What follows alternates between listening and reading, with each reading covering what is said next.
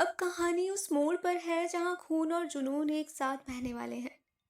बाहर मूसलाधार बारिश हो रही थी, जैसे आसमान भी आने वाली तबाही का गवाह बन रहा हो। अद्वैत की ब्लैक एसयूवी सड़कों को चीरती हुई आर्यन खन्ना के गुप्त ठिकाने, एक पुराने बंद पड़े शिपयार्ड की तरफ बढ़ रही थी। अद्वैत के चेहरे पर कोई शिकन नहीं थी, पर उसके दिमाग में इनाया के वो आंसू घूम रहे थे।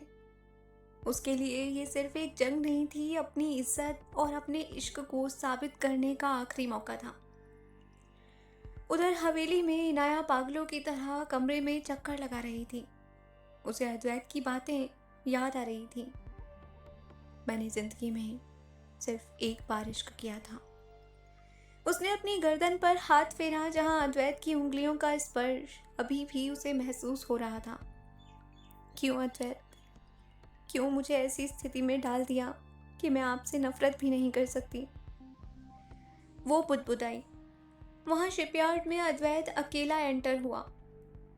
चारों तरफ आर्यन के आदमी हथियारों के साथ तैनात थे। आर्यन एक ऊंचे मचान पर खड़ा था, उसके बगल में आरव डरा सहमा बैठा था। वाह, अकेला आया है शेर, अपनी मौत के पास, आर्यन चिल्लाया। अद्वैत ने अपनी गन नीचे फेंक दी। आरव को छोड़ दो आर्यन, शेयर्स के पेपर्स यहाँ हैं। उसने अपने कोट की जेब से एक एनवेलप निकाला। आर्यन के चेहरे पर लालच भरी मुस्कान आई। पेपर्स पहले इधर भेजो। जैसे ही आर्यन का एक आदमी पेपर्स लेने अद्वैत के करीब आया, अद्वैत की आंखों में बिजली सी कौंध गई। एक पल के 1000वें हिस्से में अद्वैत ने उस आदमी की कलाई मरोड़ी और उसकी गन छीनी और सीधे आर्यन के पैर पर निशाना साधा। आर्यन चीखते हुए गिरा, मारो, इसे खत्म कर दो। अगले ही पल वहां गोलियों की बौछार शुरू हो गई। अद्वैत ने एक कंटेनर के पीछे छुपकर मोर्चा संभाला। वो किसी ट्रेंड शिकारी की तरह एक एक करके आर्यन के आदमियों को ढेर कर रहा था। उसके कंधे पर एक गोली रगड़ कर निकल गई। सफेद शर्ट खून से लाल होने लगी, पर उसकी रफ्तार कम नहीं हुई। अद्वैत मचान पर चढ़ा और आर्यन का गला दबोच लिया। कहा था ना, नजरें नीची रखना। प्लीज प्लीज अद्वैत, मुझे जाने दो। आर्यन गिड़गिड़ाया। अद्वैत ने उसे उठाकर सीधे नीचे गहरे पानी में फेंक दिया। गद्दारों की जगह जमीन पर नहीं, पाताल में होती है। अद्वैत ने जल्दी से आरव की रस्सियां खोली। आरव कांप रहा था। भैया, आप? अद्वैत ने उसे गले लगाया। तुम्हारी दीदी तुम्हारा इंतजार कर रही है, चलो। 2 घंटे बाद हवेली का दरवाजा खुला। इनाया दौड़कर बाहर आई। उसने देखा अद्वैत लड़खड़ाते हुए आ रहा था और उसके साथ आरव बिल्कुल सही सलामत था। इनाया ने आरव को गले लगा लिया और फूट फूट कर रोने लगी। आरव को अंदर भेजने के बाद वो अद्वैत के सामने खड़ी थी। अद्वैत की शर्ट फटी हुई थी, खून बह रहा था और वो बुरी तरह से थक चुका था। तुम तुम तुम जख्मी हो। इनाया ने कांपते हाथों से उसके जख्म को छूना चाहा। अद्वैत ने उसका हाथ थाम लिया और उसे अपने करीब खींच लिया। उसकी आंखों में वो गैंगस्टर अब गायब था। वहां सिर्फ एक प्रेमी था जो अपनी जीत का जश्न मनाना चाहता था। कहा था ना, वापस आऊंगा, अद्वैत ने मुस्कुराते हुए कहा और उसका सिर चकराने लगा। इनाया ने उसे गिरने से पहले ही अपनी बाहों में थाम लिया। पहली बार इनाया ने उसे अपनी मर्जी से गले लगाया था। अद्वैत, आंखें खोलिए, आप मुझे ऐसे छोड़कर नहीं जा सकते। अद्वैत ने धुंधली होती आंखों से इनाया को देखा। अब अब तो अब तो तुमने मेरा नाम लिया इनाया, अब मौत भी मुझे नहीं ले जा पाएगी। हवेली के अंदर अफरा तफरी का माहौल था। अद्वैत बेहोश था और उसका शरीर बुखार से तप रहा था और कंधे का जख्म भी काफ़ी ज़्यादा गहरा था। अद्वैत के पर्सनल डॉक्टर ने गोली तो निकाल दी थी, लेकिन उसने कहा था कि अगले 24 घंटे बहुत नाजुक हैं। इनाया अद्वैत के बेड के पास ही बैठी थी। उसने अपनी एमरल्ड ड्रेस बदल ली थी और अब एक सिंपल से सूट में वो उसके पास थी। उसके हाथों में पानी की पट्टी थी जो वो बार बार अद्वैत के माथे पर रख रही थी। क्यों किया आपने ये सब? इनाया ने धीरे से आवाज में पूछा, हालांकि वो जानती थी कि अद्वैत सुन नहीं सकता। अपनी जान दांव पर लगा दी मेरे भाई के लिए, उस लड़की के लिए जिसे आपने जबरदस्ती कैद किया था। अद्वैत ने बेहोशी में ही बड़बड़ाना शुरू किया, इनाया भागो, इनाया उसे चोट मत पहुंचाना। इनाया का दिल पसीज गया। वो स्ट्रॉन्ग गैंगस्टर जो दुनिया के लिए खौफ का दूसरा नाम था, अपने सपनों में भी उसकी सलामती की दुआ कर रहा था। उसने धीरे से अद्वैत का हाथ अपने हाथों में ले लिया। उसके हाथ की सख्ती अब उसे डरा नहीं रही थी बल्कि एक सुकून दे रही थी। तभी अद्वैत की उंगलियों में हरकत हुई। उसने धीरे धीरे अपनी आंखें खोली। कमरे की मध्यम रोशनी में उसे इनाया का चेहरा दिखाई दे रहा था, जो फिक्र और आंसुओं से भीगा हुआ था। तुम अभी तक जागी हो? अद्वैत की आवाज बहुत ज्यादा कमजोर थी। आप चुप रहिए, इनाया ने उसे डांटते हुए कहा, पर उसकी आवाज में प्यार था। आपको आराम की जरूरत है। अद्वैत ने एक हल्की सी मुस्कान के साथ उसे देखा। जब सामने इतनी खूबसूरत केयरटेकर हो तो आराम किसे चाहिए? इनाया ने चेहरा घुमा लिया ताकि वो अपनी लाली छुपा सके। इस सिचुएशन में भी आपको मस्ती सूझ रही है। अद्वैत ने धीरे से अपना हाथ बढ़ाया, इनाया की लट को उसके कान के पीछे किया। नहीं इनाया, हक है मेरा। मैंने कहा था ना, तुम मेरी रूह का हिस्सा बन चुकी हो, और रूह को दर्द हो तो जिस्म कैसे सो सकता है? उसने इनाया को अपने और करीब आने का इशारा किया। इनाया धीरे से उसके सीने के पास झुकी। अद्वैत ने उसके माथे को चूमा और वहीं अपनी आंखें बंद कर ली। आज पहली बार मुझे इस हवेली में डर नहीं लग रहा, क्योंकि तुम मेरे पास हो। इनाया को महसूस हुआ कि उसकी नफरत की दीवार पूरी तरह से ढह चुकी है। वो उस गैंगस्टर से नहीं बल्कि उस इंसान से हार गई थी जिसने उसे अपनी दुनिया बना लिया था।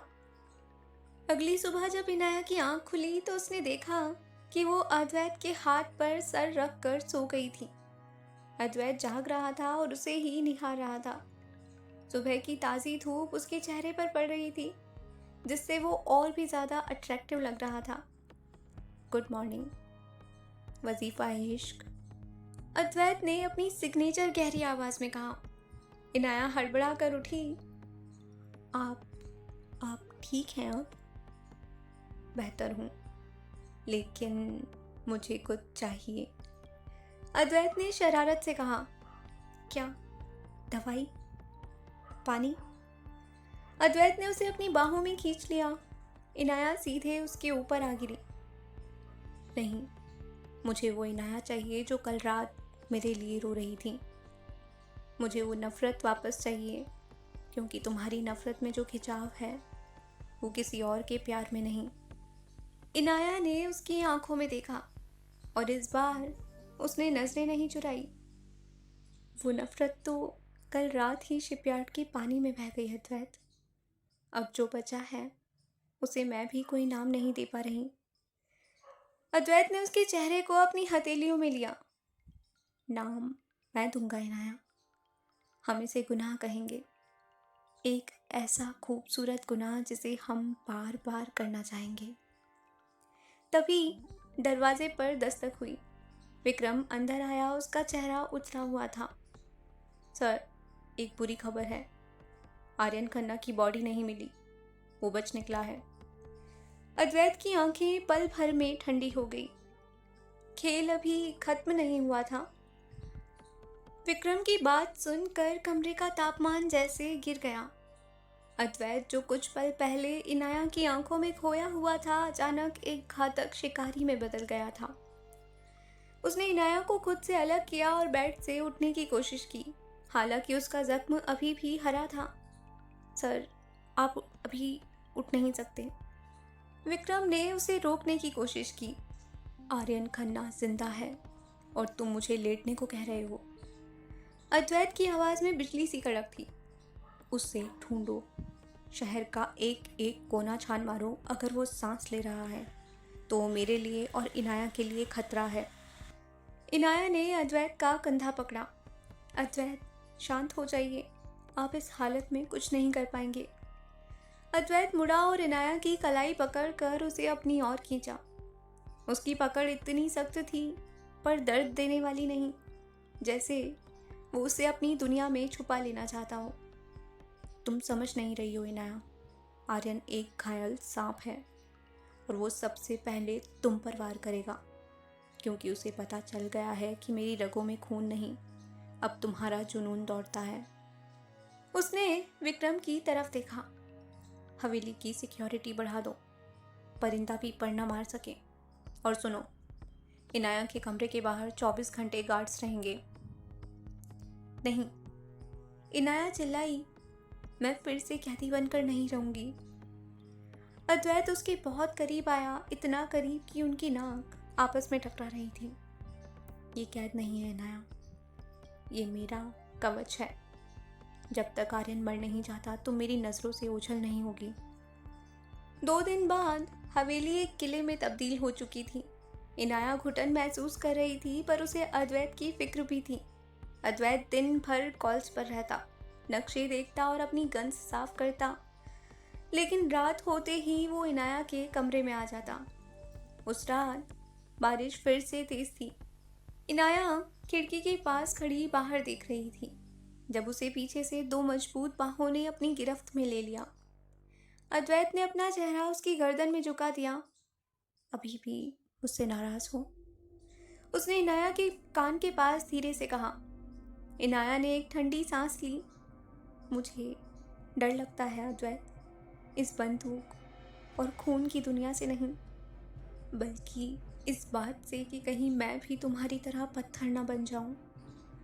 अद्वैत ने उसे अपनी ओर घुमाया। उसकी शर्ट के ऊपर के बटन खुले थे और उसकी मस्कुलर बॉडी पर पट्टियां बंधी थी। उसने इनाया का हाथ अपने चेहरे पर रखा। पत्थर को पिघलाने का हुनर सिर्फ तुम्हारे पास है, क्या तुम्हें महसूस नहीं होता? उसने इनाया को उठाकर पास की मेज पर बिठा दिया। मेज पर रखी मोमबत्तियां कांप रही थीं। अद्वैत ने उसके चेहरे को चूमना शुरू किया, माथे पर, गालों पर, और फिर रुक गया। उसकी नजरें इनाया के होठों पर जम गई। इनाया, मैं तुम्हें अपनी अंधेरी दुनिया का हिस्सा नहीं बनाना चाहता, उसने फुसफुसाते हुए कहा, पर अब तुम्हारे बिना मेरी दुनिया में सिर्फ अंधेरा है। इनाया ने अद्वैत के गले में अपनी बाहें डाल दी। उसने अपनी आंखें बंद कर ली और अपना सर उसके कंधे पर टिका दिया। तो फिर मुझे इस अंधेरे से लड़ना सिखाओ अद्वैत, मुझे कमज़ोर मत बनाओ। उस पल बाहर का तूफान और आर्यन खन्ना का डर सब कुछ गायब हो चुका था। सिर्फ 2 रूहें थी जो एक दूसरे में पनाह ढूंढ रही थी। अचानक हवेली का अलार्म जोर जोर से बजने लगा। अद्वैत झटके से पीछे हटा और अपनी कमर से गन निकाली। वो आ गया। इनाया का दिल रुक गया। अद्वैत ने उसे अपनी अलमारी के पीछे एक गुप्त रास्ते की तरफ धकेला। अंदर जाओ और जब तक मैं ना कहूँ बाहर मत आना। अद्वैत, नहीं, मैं आपको अकेला नहीं छोड़ूंगी। इनाया ने उसका हाथ पकड़ा। अद्वैत ने उसके माथे को आखिरी बार चूमा। जाओ इनाया, अगर मुझे कुछ हुआ तो याद रखना मेरा हर कतरा सिर्फ तुम्हारा था। उसने दरवाज़ा बंद किया और बाहर निकल गया। इनाया अंधेरे में खड़ी थी और बाहर गोलियों की आवाज़ें गूंजने लगी थी। हवेली का कोना कोना गोलियों की आवाज़ से थर्रा उठा था। अद्वैत एक घायल शेर की तरह हॉल में उतरा। उसकी सफ़ेद शर्ट पर खून के धब्बे ताज़ा होने लगे थे, पर उसकी आंखों में जो जुनून था वो किसी भी बुलेट से ज़्यादा घातक था। Vikram, take position. अद्वैत ने चिल्लाते हुए एक पिलर के पीछे कवर लिया और फायर किया। बाहर से आर्यन खन्ना के भाड़े के शूटरों ने हवेली को घेर लिया था। कांच टूटने की आवाज़ें और चिल्लाहटें हवा में जहर घोल रही थी। आर्यन खुद कहीं नजर नहीं आ रहा था। वो गीदड़ की तरह दूर बैठकर तमाशा देख रहा था। उधर इनाया सीक्रेट रास्ते के अंदर उसका दम घुट रहा था। बाहर हो रही गोलियों की आवाज़ उसे पागल कर रही थी। उसे याद आया कि अद्वैत ने उससे क्या कहा था, मुझे कमज़ोर मत बनाओ। नहीं, मैं यहाँ छुप कर नहीं बैठ सकती, इनाया ने खुद से ही कहा। उसने अपनी सैटन की साड़ी को घुटनों तक फाड़ा ताकि वो तेज़ी से चल सके। उसने देखा कि दीवार पर एक छोटा सा इमरजेंसी बॉक्स है जिसमें एक छोटी सी लोडेड पिस्टल रखी थी। अद्वैत ने कभी इसे चलाना सिखाया था। उसने कांपते हाथों से उसे उठाया। हॉल में अद्वैत की गन की गोलियां खत्म हो रही थी। तभी एक शूटर ने पीछे से अद्वैत पर निशाना साधा। अद्वैत का ध्यान दूसरी तरफ था। गोली चली पर अद्वैत को नहीं लगी। वो शूटर वहीं ढेर हो गया। अद्वैत ने पीछे मुड़कर देखा, उसकी आंखें फटी की फटी रह गई। इनाया वहां खड़ी थी, हाथ में पिस्टल लिए। उसका पूरा बदन कांप रहा था, पर उसकी नज़रें निशाने पर थीं। इनाया, मैंने तुम्हें अंदर रहने को कहा था। अद्वैत चिल्लाया, पर उसकी आवाज़ में एक अजीब सा गर्व था। इनाया दौड़कर उसके पास आई और पिलर के पीछे छिप गई। मैंने कहा था ना, मुझे लड़ना सिखाओ, मैं तुम्हारी कमज़ोरी नहीं बनना चाहती। अद्वैत ने उसका चेहरा अपने हाथों में लिया। तुम पागल हो, पर मेरी अपनी पागल हो। उसने इनाया की पिस्टल ली, उसे रीलोड किया और वापस से उसे थमा दिया। सिर्फ तभी चलाना जब मौत सामने खड़ी हो, समझी? तभी हवेली की छत का कांच टूटकर नीचे गिरा और रस्सी के सहारे आर्यन खन्ना सीधे नीचे उतरा। उसके हाथ में एक ऑटोमेटिक राइफल थी। अद्वैत, बहुत खेल लिया लुक्का छिपी। आर्यन पागलों की तरह हंसा। आज इस हवेली को तुम्हारी कब्र बना दूंगा। अद्वैत बिना डरे पिलर से बाहर निकल कर आया। आर्यन, तूने मेरी हवेली पर हमला किया, सह लिया। तूने मेरी जान लेने की कोशिश की, वो भी सह लिया। पर तूने इनाया की आंखों में डर पैदा किया और उसकी सज़ा सिर्फ मौत है। आर्यन ने गन तानी, पर अद्वैत उससे तेज था। उसने पास रखी एक भारी मेज को लात मारकर गिराया और आर्यन की तरफ झपटा। दोनों के बीच गुत्थम गुत्था शुरू हो गई। गन दूर जाकर गिरी थी। अब मुकाबला हाथ और चाकू का था।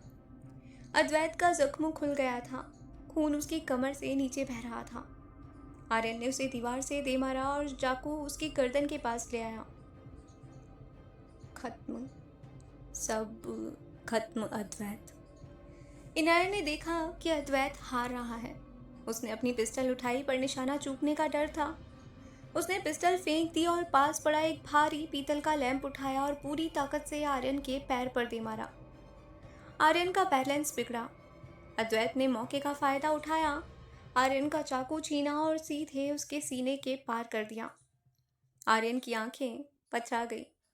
वो घुटनों के बल गिरा और फिर शांत हो गया। सन्नाटा छा गया। अद्वैत हांफते हुए फर्श पर बैठ गया। इनाया उसके पास आई और उसे अपनी बाहों में भर लिया। अद्वैत ने अपना सर इनाया की गोद में रख दिया। हमने कर दिखाया। इनाया रोते हुए मुस्कुराई। अद्वैत ने खून से लथपथ हाथ इनाया के गाल पर रखा। मैंने कहा था ना इनाया, मेरा हर कतरा सिर्फ तुम्हारा है। आज तुमने अपनी रूह को मेरे नाम कर दिया। हवेली के बाहर पुलिस के सायरन सुनाई देने लगे थे।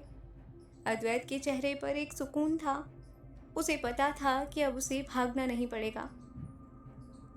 क्या पुलिस अद्वैत को गिरफ्तार कर लेगी या फिर इनाया उसे इस दलदल से निकाल पाएगी?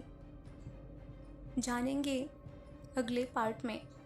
तब तक के लिए अगर कहानी पसंद आ रही है तो लाइक और शेयर कीजिए और नेक्स्ट पार्ट मिस ना हो इसके लिए हमारे चैनल को सब्सक्राइब ज़रूर करिए। Thank you.